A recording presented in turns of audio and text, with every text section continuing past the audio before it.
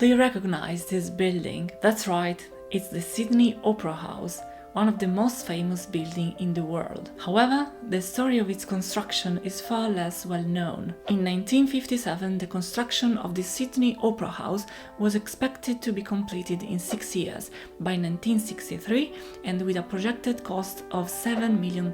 In reality, the construction took a further 10 years to complete, with the building only officially completed in 1973, with a staggering total cost of $102 million. You might think the Sydney Opera House is a rare case. Perhaps the people involved in planning it were incompetent. And yet, the sad reality is that this kind of predictive errors are all too common. The history of major construction projects is full of examples of buildings that were completed years later than expected, or simply left unfinished.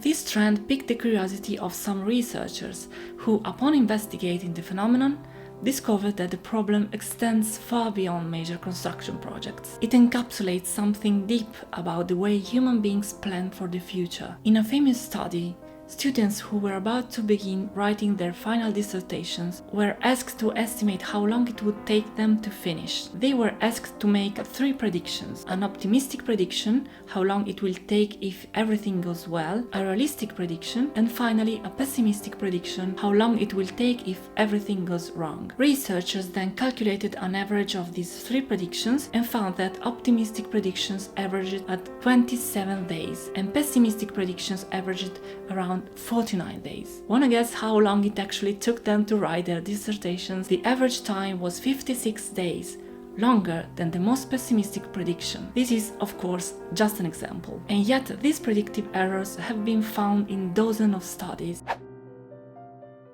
The phenomenon is known as the planning fallacy, that is, our tendency to underestimate the time and costs of future actions while at the same time overestimating their benefits. But why does this happen? After all, students preparing for their final dissertation presumably already have at least some experience in studying, in the same way that architects don't just go and design opera houses without any previous experience on similar projects. It's their job to design and build, and surely they have dozens of similar projects on their resume. Examples of the planning fallacy can be found all over the place. So, why does it happen? Why, despite our past experience, do we end up making such epic errors? Researchers have come up with several explanations. One explanation is that when we make predictions, we are actually not drawing from past experiences, but envisioning mental scenarios on how we are going to complete the task. So, instead of comparing what we are about to do with what we have done in the past, we come up with a narrative on how we are going to successfully complete this new task. And since it's impossible to predict everything that might happen in the future, not to mention its consequences, our mental scenario will be too simplistic and our predictions will be wrong. Another explanation is that even when we do draw from past experiences, we're not able to precisely recall how long it took us to complete similar tasks in the past. So not only might we be underestimating the time needed for future tasks, but also the time taken on previous tasks as well. A third explanation accounts for the influence of peer pressure. That is, when we make predictions publicly,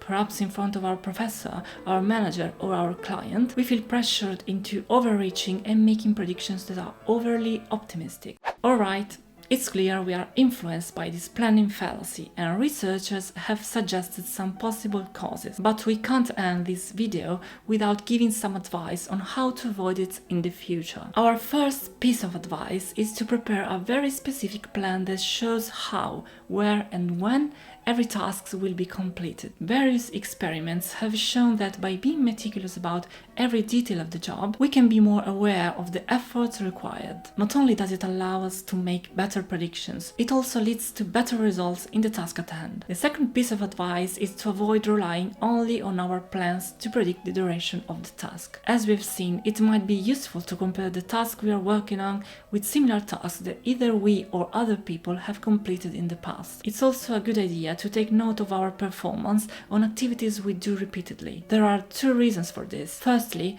we are going to have a larger and more realistic sample of the actual duration of our projects and tasks, and this allows us to make estimates based on real data. Secondly, by keeping track of our performance, we can also keep track of our predictions. Before long, we'll have a record of which of our predictions turn out to be wrong and by how much. This is incredibly useful because it gives us a tool with which we can correct future predictions. For example, I might discover that 80% of the time I had to do grocery shopping, I thought it would take me half an hour, when actually it took me an hour. I can therefore estimate that I'll make wrong predictions 80% of the time for activities similar to grocery shopping, and I learned that in this type of case, I can't trust my instinct.